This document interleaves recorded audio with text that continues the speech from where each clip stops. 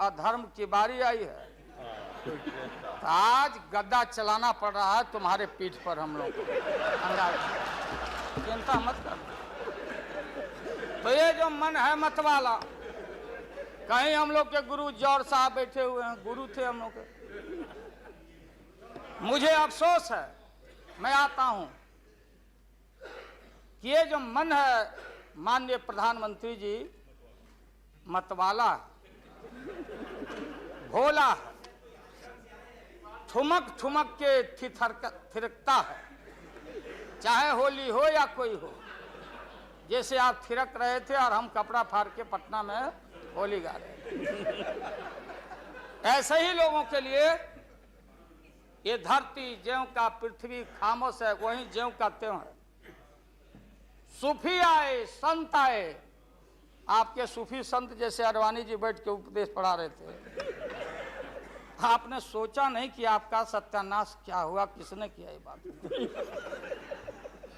उन दिनों में सूफी आए, संत आए और भटकते इंसान को, मतवाला इंसान को, जो बहन को बहन नहीं समझता,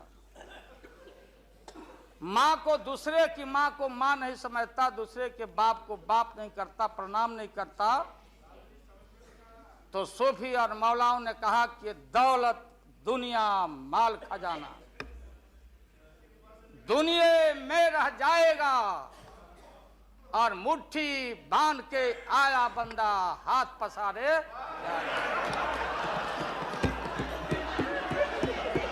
जैसे जैसे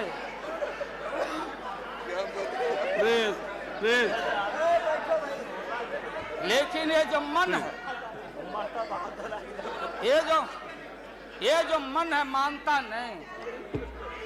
आपने कहा था यहीं, अरे बन रीता वर्मा, अभी भी आपका स्वाभिमान जगना चाहिए।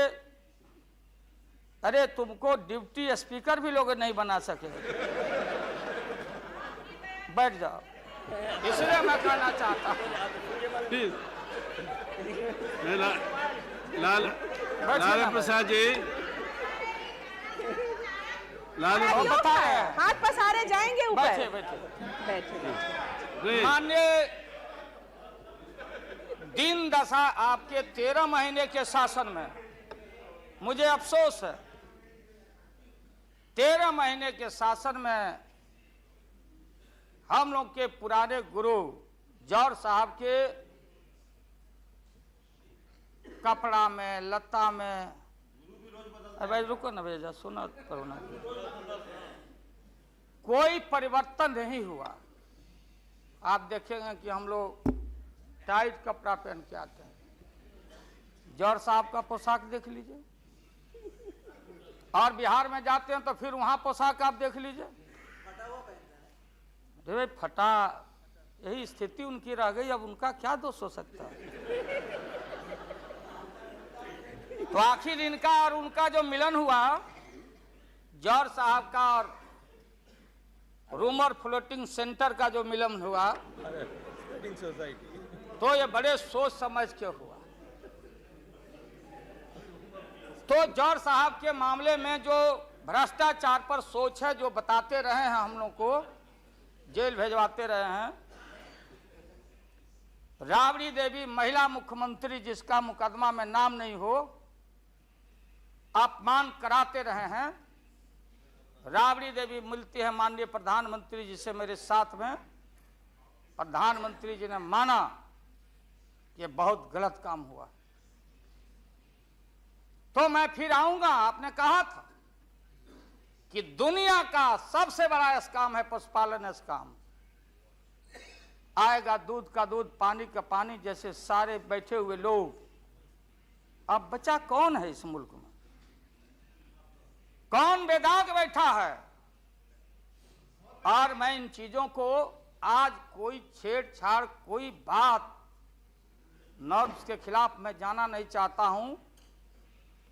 बातें दबाई नहीं जा सकती है, चाहे जितनी बातों को हम जहां भी थापर साहब के टीवी में या जहां भी हम कोई बातों को कह डालें, बात दबती नहीं है, अभिलेख मिटता नहीं है।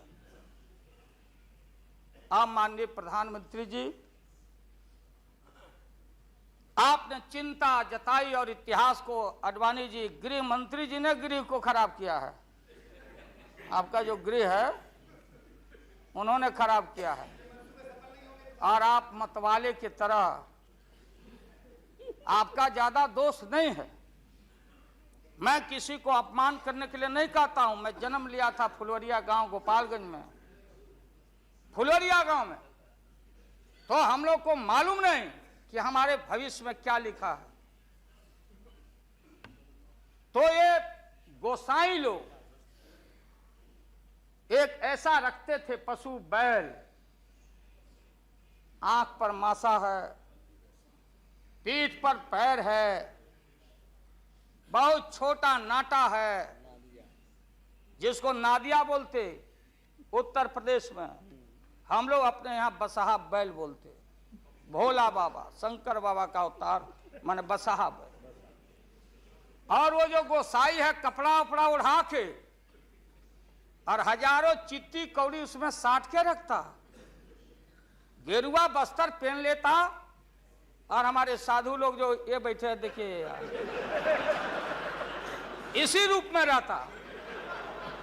वो बेचारा गरीब है, वो लेके गांव गांव घूमता, मेरे गांव चला आया मेरे पास। मेरी माँ बैठा दी ओरी के नीचे खपड़ा घर के, देखो बाबा देखवा दो मेरे बेटे के भाग में क्या लिखा हुआ। ये हम ही अकेले नहीं, लाखों लोग जो गांव से आते उनको इन बातों की जानकारी है। अब वो गोसाई बाबा दोनों हाथ को मुट्ठी बांध के आगे करते कि इसमें नौकरी मिलेगा कि नहीं, या इसमें नहीं मिलेगा। तो दोनों मुट्ठी जब आगे करता तो गोसाई बाबा बोलता, बोलो भोला, देखो देखो इसके हाथ में क्या लिखा है। तब बैल का स्वभाव है बसहा का कि जब मुट्ठी बढ़ाइएगा तो समझेगा कि कुछ खाने को दे रहा है, तो कभी बाएं में कभी दाएं में सूंघता।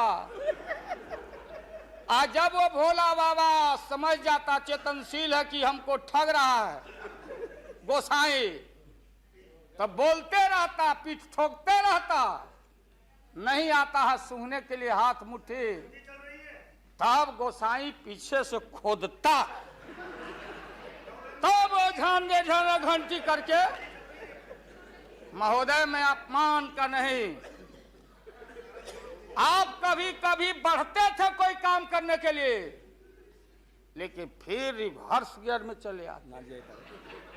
जो नादिया का हाल रहा वही 13 साल में आपको नागपुर ने और एलआईओ ने हाल करके आपका रखा।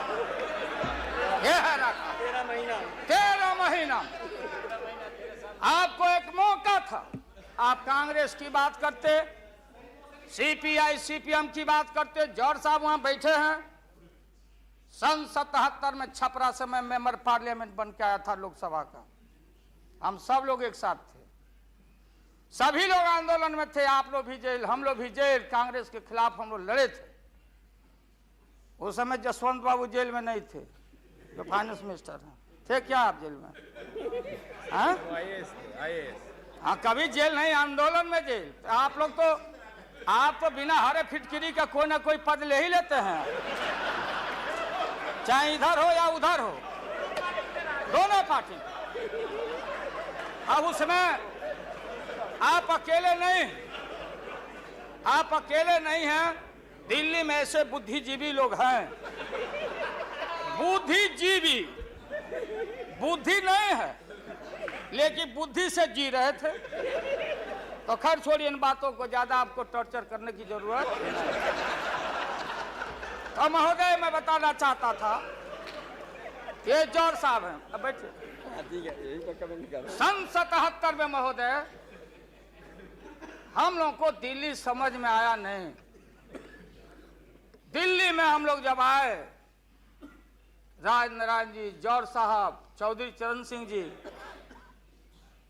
हम लोग उसी परिवार के लोग हैं महोदय, चाहे मुलायम सिंह जी हो और कोई हो, या नीतीश जी उधर जो चले गए हैं,